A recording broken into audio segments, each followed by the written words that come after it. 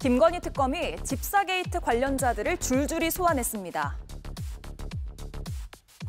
김혜성 씨 지금 어디 있나요? 아내분 조사 이후에 출석할 예정 맞으실까요? 김혜성 씨랑 계속 연락하세요? IMF에 투자한 배경 같은 정상적인 투자 활동의 일환. 지금 김여사 측이라는 좀 아는 전혀 모릅니다.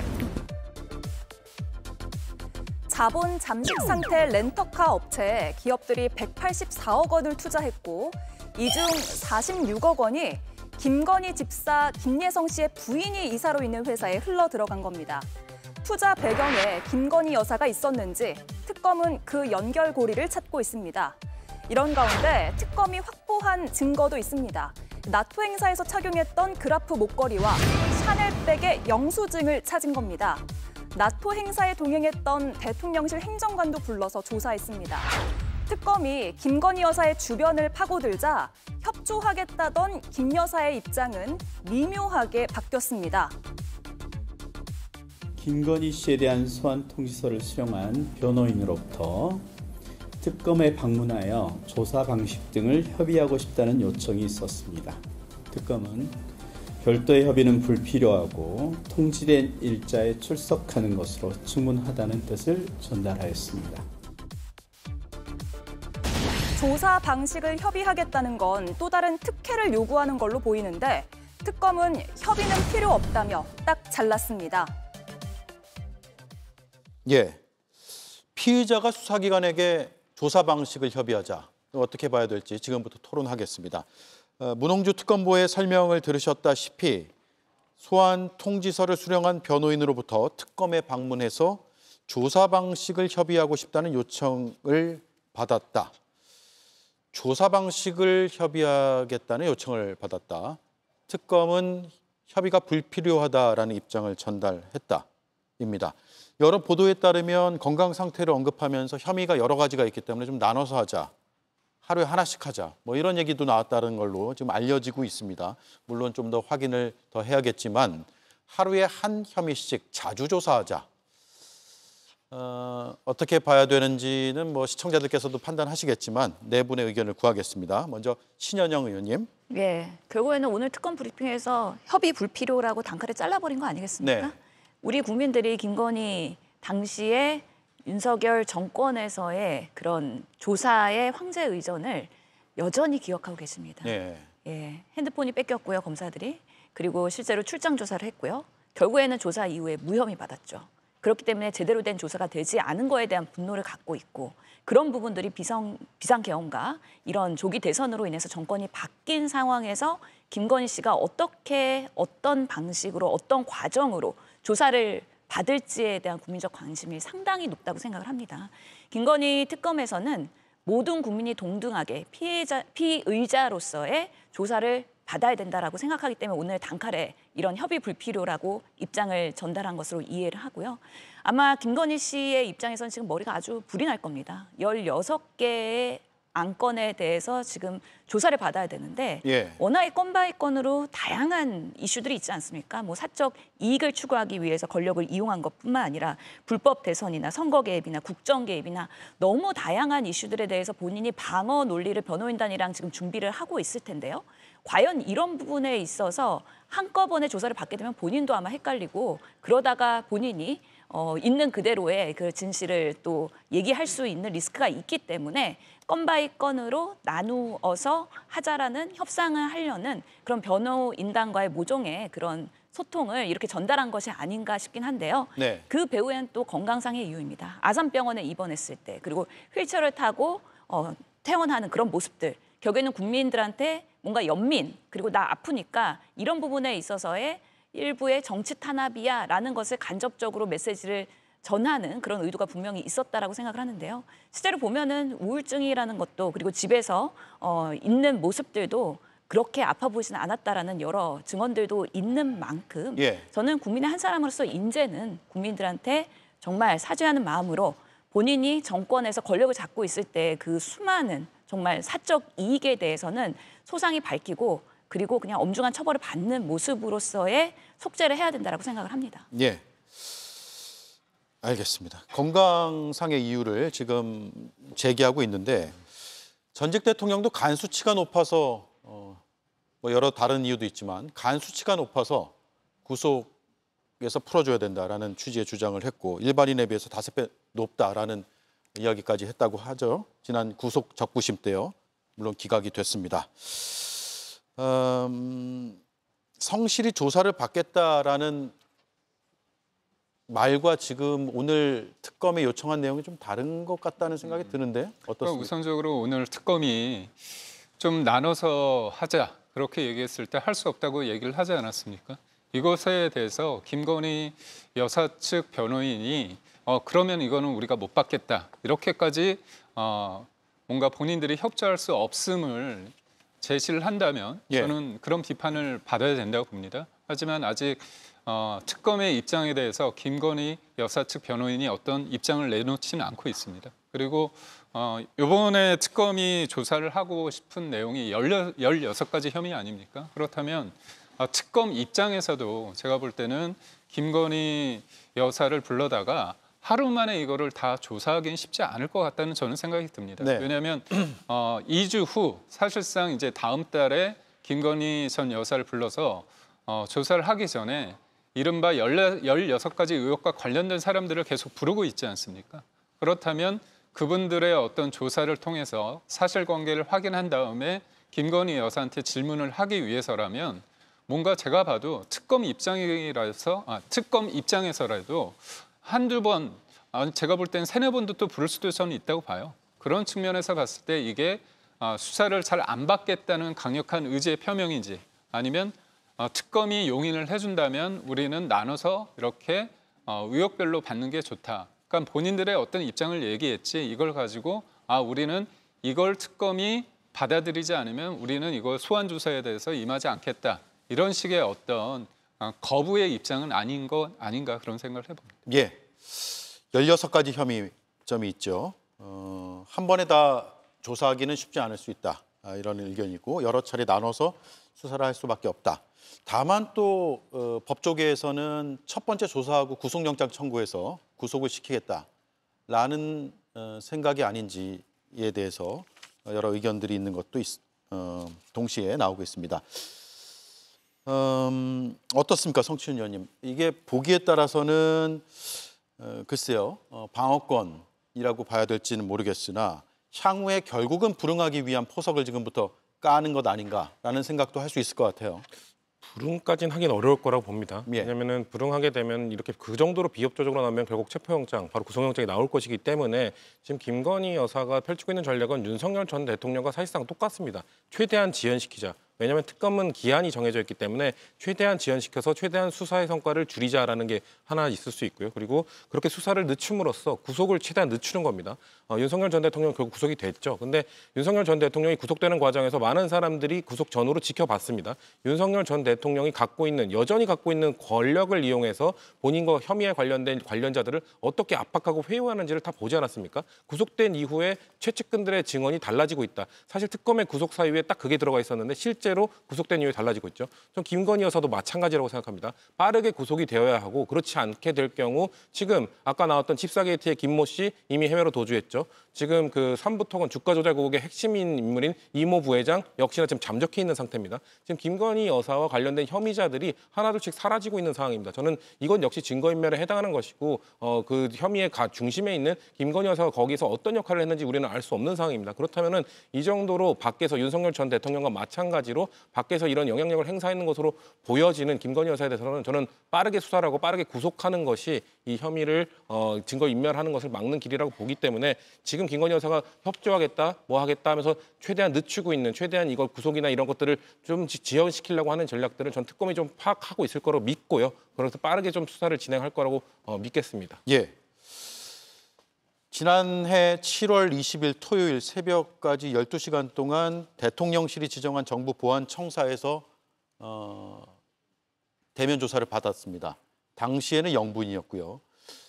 수사팀 검사들이 휴대전화를 사전에 제출을 해야 했습니다. 그 사전 제출 역시도 영부인 측에서 강하게 요구를 해서 이뤄졌다라고 하고요. 당시에 김건희 피의자의 변호인에 따르면 그런 발언도 있었죠.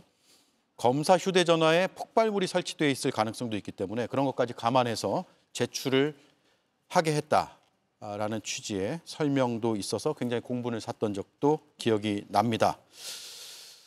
5월에는 검찰에서 소환 통보를 받았는데 선거에 영향을 미칠 수 있기 때문에 나가지 않겠다. 6월에는 특검이 임박했으니 어차피 이중 수사다, 무의미하다라면서 나가지 않겠다고 했고요. 그 뒤에는 3차 소환 통보가 있었는데 지병을 이유로 입원을 했고 퇴원 뒤에 정당한 소환 요청에는 응하겠다. 특검이 출범했고 특검에서 소환 요구가 왔을 때 성실하게 임하겠다고 했는데 2주를 남겨놓고 오늘 조사 방식을 협의했으면 좋겠다라고 요청을 했다고 하니 일반 피의자라면 이렇게 할 수 있을까라는 생각을 할 수밖에 없어요. 그러니까 김건희 여사가 만약에 김건희 여사 변호인단은 혐의가 많으니까 하나하나씩 방어권 차원에서 하자고 주장할 수는 있을 겁니다. 하지만 김건희 여사가 실제로 저런 소환에 대해서 불응하거나 소환에 대해서 본인이 요구하는 것은 저는 거의 불가능한 상황이라고 봅니다. 국민적 법 정서와 지금 눈높이가 안 맞기 때문에 국민적 여론을 동정 여론을 받을 수가 없습니다. 김건희 여사가 지금 가지고 있는 혐의에 대해서 국민들께서 지금 김건희 여사가 너무 지나치게 정치적 탄압을 받는다 이렇게 생각하는 국민들보다는 저 조사는 반드시 해서 진실을 밝혀야 한다고 주장하는 국민들이 더 많을 겁니다. 그리고 본인의 건강에 대해서 계속 언급을 하는데요. 건강에 대해서 언급하려면 아주 간단한 절차가 있지 않습니까? 전문의의 소견을 가지고 와서 사법 절차를 통해서 본인이 불출석을 하거나 다른 방식으로 하면 되는 겁니다. 전문의 소견 없이 본인이 계속 주장한다면 결국 그거는 국민 눈높이에도 맞지 않고 검찰 측에서도 특검 측에서도 결코 수용할 수 없을 겁니다. 저는 그렇게 바라보고 있습니다. 예, 관련된 의혹의 당사자들은 줄줄이 지금 소환 조사를 받고 있습니다. 이른바 집사 게이트, 김혜성 씨의 아내, 김혜성 씨는 해외로 지금 나가서 안 들어오고 있는 상황이고요.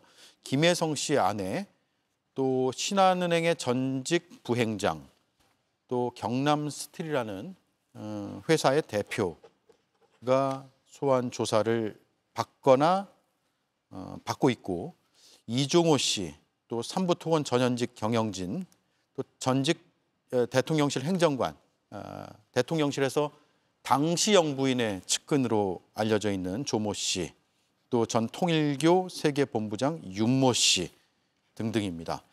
그리고 샤넬백, 다이아 목걸이의 영수증을 확보했다. 이게 청탁 의혹의 핵심 물증이 될 수도 있을 것 같아요.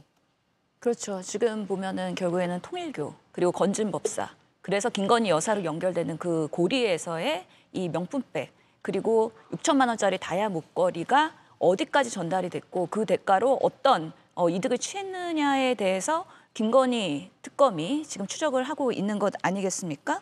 지금 통일교에서 건진법사까지 전달된 사안에 대해서는 어느 정도의 정황이 나왔는데, 이 건진법사가 내가 목걸이 잃어버렸다 하면서 그 이후로는 지금 행방이 묘연한 상황이었기 때문에 그 고리에서의 그 김건희 여사에게 전달됐는지에 대한 추적은 조금 더 필요한 부분이고요.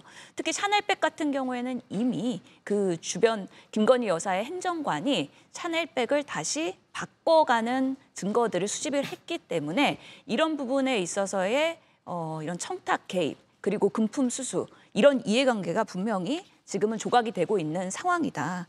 특히 통일교에서도 캄보디아 ODA에 대한 부분, 그리고 YTN 인수에 대한 부분, 여러 가지 정권과에 유착되면서 이런 사업을 확장하려고 했었던 연골고리들이 계속 나오고 있기 때문에 김건희 특검이 이런 부분을 상당히 조사하기 위해서 열심히 뛰고 있는 것은 맞는데요. 실제로는 이 특검의 기간은 150일밖에 안 됩니다. 그러면은 거의 5개월이잖아요. 그러면 결국에는 11월 말까지는 마무리해야 되는 아주 촉박한 시기에서의 16건을 다 조사를 해야 되거든요. 이 부분에 있어서는 지금 도이치모터스나 삼부토건에 대한 부분도 진행이 되고 있지만 여전히 양평 고속도로에 대한 부분도 더 검증이 필요하고요. 창원 산단 지정에서의 그런 이권 개입, 그리고 20대 대통령 선거 때도 허위사실 공표에 대한 부분에 대한 부분도 조사가 더 필요하고, 그 이후에 보궐선거와 총선, 지선에서의 이런 공천 개입, 여러 가지가 아직 드러나야 될 게 상당히 많다. 그런 면에서는 시간이 촉박하고 8월 6일 날 조사를 받겠지만 그 이후에도 상당히 많은 조사들이 이루어질 수밖에 없기 때문에, 그래서 여러 정치인들이 구속 필요성을 얘기하고 있는 거 아닌가라는 생각도 듭니다. 예, 통일교 측의 입장은 문제된 목걸이 최초 구입 자금은 통일교 자금이 아니다. 이고요. 통일교에서 파악한 자료는 이미 압수수색 전에 특검에 제출했다라는 게 통일교의 공식적인 입장입니다. 그리고 구입 자금은 통일교 자금이 아닐 뿐더러 청탁은 윤 씨의 개인적인 일탈이다. 이렇게 통일교에서는 입장을 밝히고 있고요. 반면에 윤모 씨, 전 통일교 세계본부장인 윤모 씨는 이걸 조직 차원에서 해당 내역을 관리했고 사적 구입 물품 영수증을 본부에서 장기간 보관할 이유가 없다. 그러니까 자신의 개인 일탈이 아니다. 이렇게 반박을 하고 있는 것으로 보이네요. 네. 아무래도 그 목걸이의 영수증이 통일교 쪽에서 나왔습니다. 그렇다면 예를 들어서 윤모 씨 입장에서, 그러니까 통일교 입장에서 윤모 씨의 어떤 개인적인 일탈이라고 한다면 영수증이 윤모 씨의 어떤 집에서 나오는 게 제가 볼 때 그냥 보통의 상식을 가진 사람들이 바라볼 때 그런 거 아니겠습니까? 그런데 통일교 쪽에서 나왔다고 하면 아무래도 통일교가 건진법사와 통일교, 김건희 여사 측에 뭔가 청탁을 했을 때 그 목걸이를 통해서 했다는 제가 볼 때는 좀 증거로서의 가치가 있는 것 같습니다. 예. 이 목걸이가 사실상 이제 언론에 좀 주목을 받게 된 계기가 뭐였냐면 김건희 여사가 그 나토 순방 때 목걸이를 했는데 저는 뭐 목걸이를 봐도 그게 얼마짜리는 모릅니다. 그런데 목걸이를 잘 아는 분들이 의혹 제기를 했죠. 이게 수천만 원, 6천만 원, 5, 6천만 원 하는 목걸이인데 그 목걸이가 아무래도 윤석열 전 대통령 같은 경우 공직자이기 때문에 재산 신고 내역에 포함이 돼 있지 않았다. 그렇다면 저 목걸이는 과연 어떤 거냐 했을 때 김건희 그러니까 대통령실 입장이 뭐였냐면 그거 지인한테 지인이 좀 빌려준 거다 그런 얘기를 했습니다. 근데 이 일이 어떻게 좀 지나갔느냐 봤을 때 통일교에서 저는 사실은 아직 모르겠습니다. 이 보도에 의하면 통일교 측에서는 그렇다면 저 목걸이 빌리지 말고 차라리 우리가 사주겠다. 그런 식으로 해서 건진법사를 통해서 좀 접근을 했던 거 아니냐. 그런 측면에서 그렇다면 건진법사는 본인이 목걸이와 여러 가지 샤넬백을 받은 건 맞는데 이른바 내가 다 분실했다.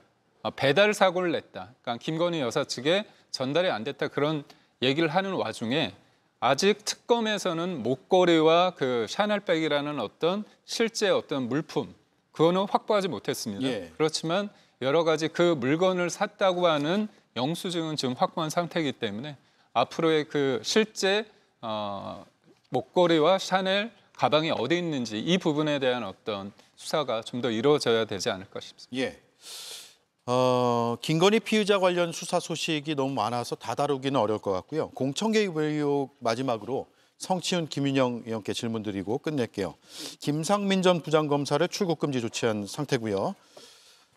어떤 인물입니까? 특검이 지금 뭘 주목하고 있다고 보이세요? 이분 검사 출신이고요. 그때 총선 출마했을 때도 출마 선언할 때도 검사 신분을 버리지 않은 상태로 출마를 해서 문제가 됐었는데 논란이 됐었는데 김건희 여사가 뒤에 있었던 건 아니냐는 의혹이 그때부터 있었습니다. 그리고 이분은 코인 사기범 존 버킴이라는 사람으로부터 이 카니발 리스 비용 4천만 원을 또 지원받은 지금 증거도 지금 드러난 상황이 있고요.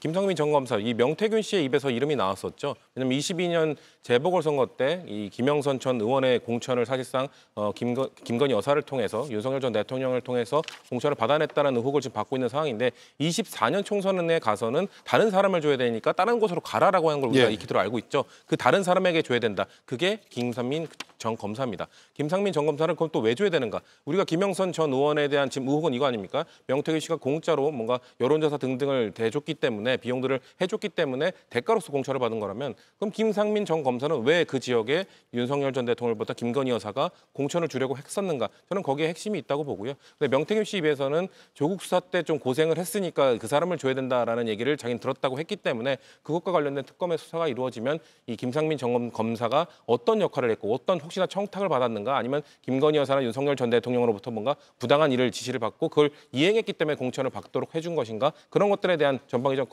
수사가 이루어지는 과정이라고 보시면 될 것 같습니다. 예, 어떻게 될 것 같습니까?